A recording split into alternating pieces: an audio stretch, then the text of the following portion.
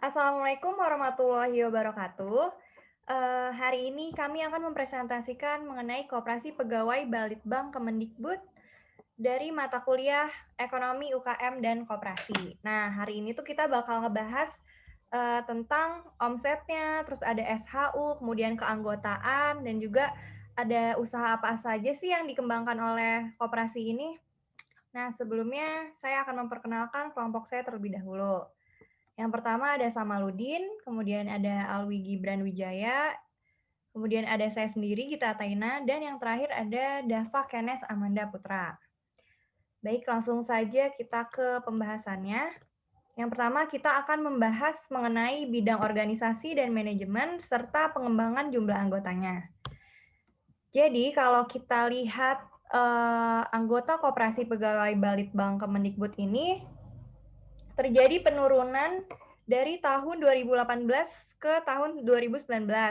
Bisa kita lihat pada tahun 2018 anggotanya terdapat 353 dan pada saat tahun 2019 menjadi 331. Nah, penurunan tersebut itu dikarenakan ada yang pensiun, kemudian ada yang mutasi, meninggal dunia, dan juga ada yang berpindah koperasi juga.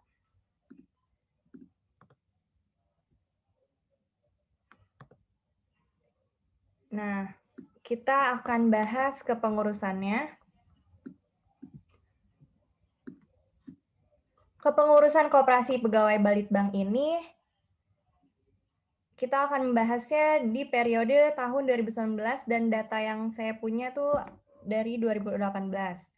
Pemilihan anggotanya dilakukan secara formatur yang terdiri atas perwakilan anggota dari masing-masing unit kerja di Balitbang Kemendikbud ini dan berhasil memperoleh suara terbanyak berdasarkan usulan calon pengurus secara daring atau online. Hasil kerja tim formatur selanjutnya dilaporkan kepada pengarahan dan pembina untuk selanjutnya ditetapkan oleh Kepala Balitbang Kemendikbud selaku Dewan Pembina. Susunan kepengurusan tahun 2019 sampai 2021 merupakan hasil reformasi koperasi dengan memangkas jumlah pengurus dan pengawas yang signifikan. Pemangkasan jumlah pengurus ini itu dilakukan agar cara kerja dan kedepannya lebih efektif dan lebih menghasilkan yang optimal. Kedepannya pengurus ini akan dibantu oleh manajer untuk melaksanakan tugas usaha koperasi dan pengawas dibantu oleh kantor akuntan publik dalam pelaksanaan audit laporan keuangan koperasi. Nah, karyawan koperasi itu unit usaha dan pelayanan koperasi kepada anggota masyarakat lainnya yang didukung oleh 8 karyawan dengan rincian sebanyak 6 orang karyawan koperasi dan 2 orang karyawan mitra kerja. Nah, koperasi ini juga sering mengadakan rapat anggota dan rapat pengurus. Rapat anggota itu juga dilakukan berdasarkan ketentuan peraturan perundangan serta anggaran dasar dan anggaran rumah tangga. Pada tahun 2019, pengurus koperasi menyelenggarakan rapat anggota tahunan atau RAT tahun 2019 dan rapat anggota rencana kerja pada tanggal 20 Februari 2020. Kemudian rapat pengurus. Di rapat pengurus ini pelaksanaan tugasnya telah mengadakan rapat pengurus dan pengawas kurang lebih sebanyak 11 kali.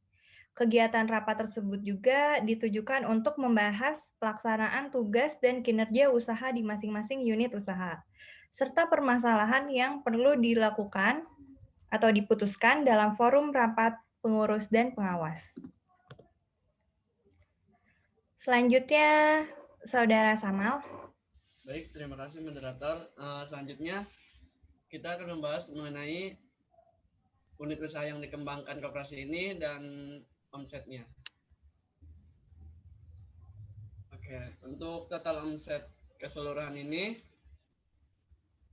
pada tahun 2017 total pendapatannya itu mencapai 1,8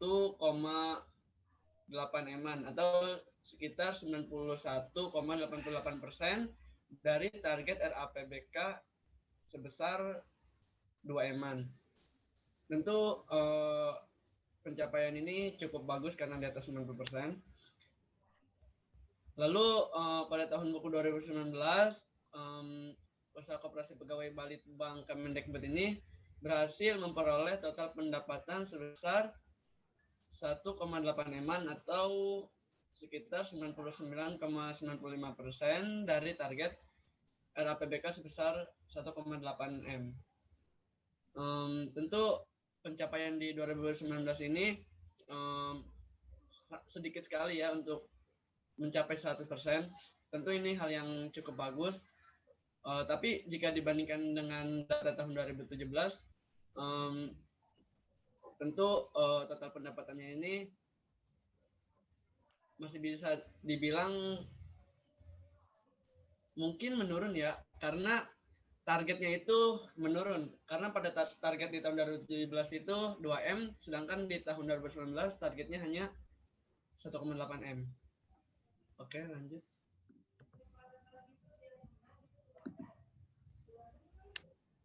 Nah, total omset tadi itu dihasilkan dari masing-masing usahanya. Nah, operasinya itu memiliki beberapa usaha. Ada usaha simpan pinjam, usaha toko, sama usaha jasa, dan lain-lainnya.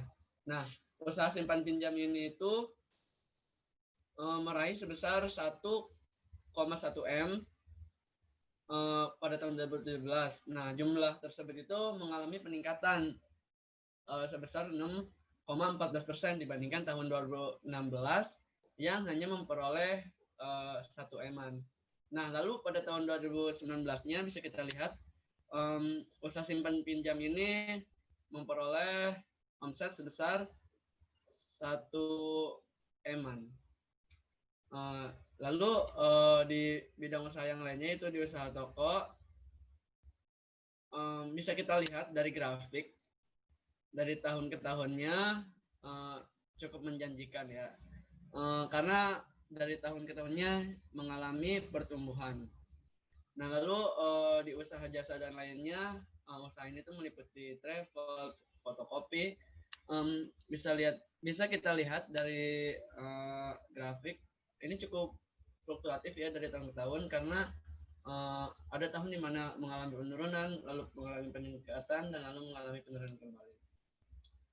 Seperti itu. Next.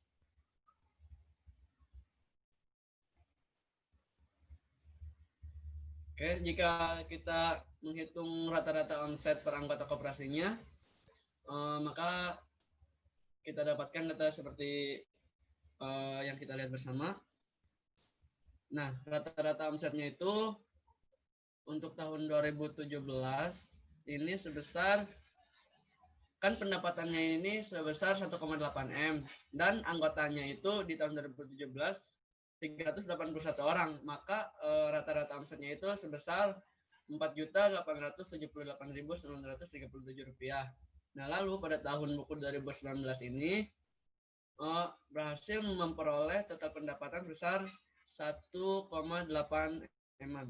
Namun anggotanya mengalami penurunan, yaitu 331 orang, maka omset rata-ratanya menjadi sebesar 5.544.143 rupiah. Oke, lanjut. Nah, ini data yang lebih rinci ya, jika kita klasifikasikan untuk masing-masing usahanya. Nah, rata-rata omset per anggotanya ini untuk masing-masing usaha bisa kita lihat, jika kita mengambil data dari 2017 sampai 2019, maka omset rata-ratanya ini semuanya mengalami peningkatan ya, seperti itu. Nah, bagian ini akan dilanjutkan oleh rekan saya. Ya, jadi tentang struktur permodalan akan dijelaskan oleh saya. Jadi yang pertama ada dari modal sendiri. Nah, yang pertama itu ada simpanan pokok. Apa itu simpanan pokok? Jadi simpanan pokok itu sejumlah uang yang sama banyaknya yang wajib dibayar oleh anggota koperasi kepada koperasi pada saat masuk menjadi anggota koperasi. Kemudian simpanan pokok ini tidak dapat diambil kembali selama yang bersangkutan masih berstatus sebagai anggota. Nilai atau besaran simpanan pokok pun diatur dan ditetapkan dalam anggaran dasar rumah tangga koperasi yang bersangkutan. Kemudian ada simpanan wajib. Simpanan wajib yaitu jumlah simpanan tertentu yang wajib dibayar oleh anggota koperasi dalam waktu dan kesempatan tertentu. Yang ketiga ada dana cadangan. Dana cadangan adalah sejumlah uang yang diperoleh dari penyisihan sisa hasil usaha yang dimaksudkan untuk memupuk modal sendiri dan untuk menutupi kerugian koperasi yang mungkin terjadi atau bila diperlukan. Kemudian yang terakhir ada hibah.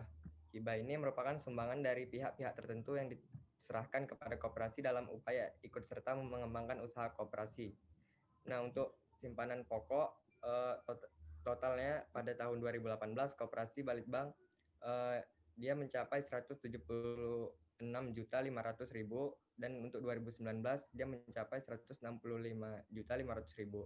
Untuk simpanan wajib dia pada tahun 2018 dia dengan total 5.425.326.722. Untuk 2019 mencapai 5.493.765.935. Nah, untuk dana cadangan pada tahun 2018 dana cadangan dari koperasi tersebut menghasilkan 636.660.554 dan pada 2019 dia menghasilkan 544.560.399. Nah, kemudian di sini ada besar simpanan pokok per anggota. Besaran uang yang harus dibayarkan sebagai anggota koperasi pegawai Balitbank Kemendikbud adalah sebesar 500.000. Dan kemudian ada besaran simpanan wajib per anggota. Untuk simpanan wajib per anggota, setiap anggota pegawai Balitbank Kemendikbud wajib untuk membayar simpanan sebesar 200.000. Nah, untuk simpanan wajib ini dia sebagai pegawai dia tergantung golongan. Ada yang golongan 4, ada yang golongan 3, tergantung golongannya dan besarannya beda-beda. Kemudian ada total simpanan pokok dan wajib dibagi jumlah anggota. Total simpanan pokok per anggota 2019. Total simpanan pokok dibagi jumlah anggota. Total simpanan pokok 2019 itu ada 165.500.000 dibagi anggota 2019 yaitu 331 yaitu 500.000. Kemudian ada total simpanan wajib per anggota 2019. Total simpanan wajib pada tahun 2019 mencapai 5.499.765.936 dibagi jumlah anggota 2019 yaitu 331 yaitu mencapai 16.597.480. Next. Nah, untuk total modal luar per jumlah anggota 2019. Modal luar ini kita peroleh dari simpanan sukarela ditambah simpanan yang mencapai yaitu pada 2019 yaitu 1.983.850.336 dibagi jumlah anggota 2019 yaitu 331 yaitu mencapai 5.992.689 rupiah. Oke, akan saya lanjutkan. Nah, selanjutnya ada perbandingan modal dalam dan modal luar koperasi. Seperti yang ada di slide, modal dalam itu tercatat dari simpanan pokok, kemudian simpanan wajib dan dana cadangan pada tahun 2018 menghasilkan 6.238.487.276 rupiah. Kemudian untuk tahun 2019 itu 6.203.826.334 rupiah. Jadi terjadi penurunan modal dalam pada koperasi ini. Kemudian dari modal luar itu kita dapatkan dari simpanan sukarela dengan pinjaman. Pada tahun 2018 didapatkan 1.464.662.651 rupiah dan pada tahun 2019 1.983.850.336 rupiah. Next. Ya, intinya tadi terjadi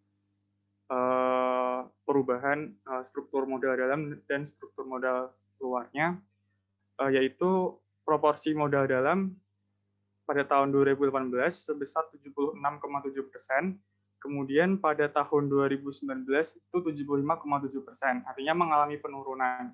Nah, modal dalam ini mengalami penurunan itu mungkin saja disebabkan oleh penurunan simpanan pokok karena penurunan jumlah anggota. Kemudian pada tahun 2019, 2019 tadi. Next.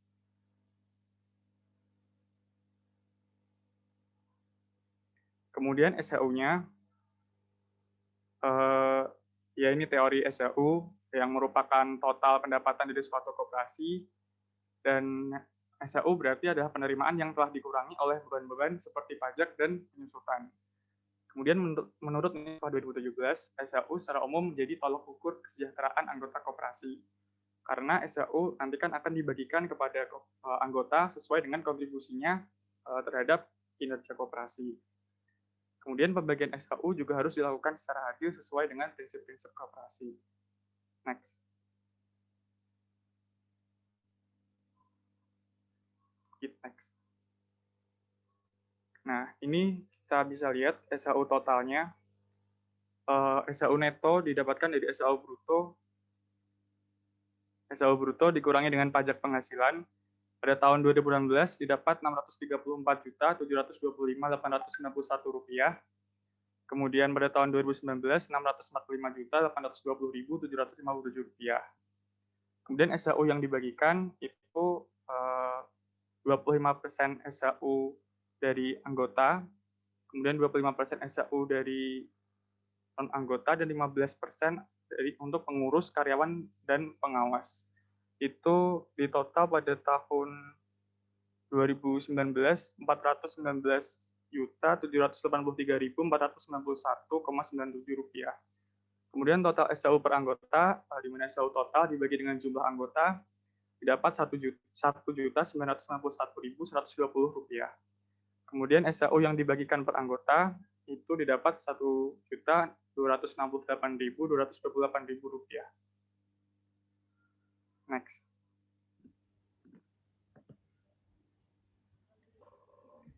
Oke, sekian apa yang dapat saya sampaikan. Saya kembalikan ke moderator. Baik, terima kasih teman-teman saya yang sudah menyampaikan materi yang begitu bagus dan sangat jelas. Dari apa yang telah teman-teman saya sampaikan, dapat kita ambil kesimpulan bahwa jumlah anggota koperasi ini terjadi penurunan dari tahun 2018 hingga 2019. Hal ini disebabkan karena ada anggota yang pensiun, mutasi, meninggal dunia, atau mengundurkan diri karena masalah pribadi. Penurunan jumlah anggota ini berimplikasi pada total simpanan pokok koperasi. Akibatnya, terjadi penurunan proporsi modal tersendiri dibandingkan modal luar pada tahun 2019. Modal luar mengalami peningkatan. Nah, peningkatan ini didominasi oleh peningkatan simpanan sukarela anggota. Di sisi lain, pinjaman luar anggota berkurang, simpanan pokok juga pas dengan jumlah anggota sehingga mengimplikasikan bahwa seluruh anggota taat menyetor simpanan pokok.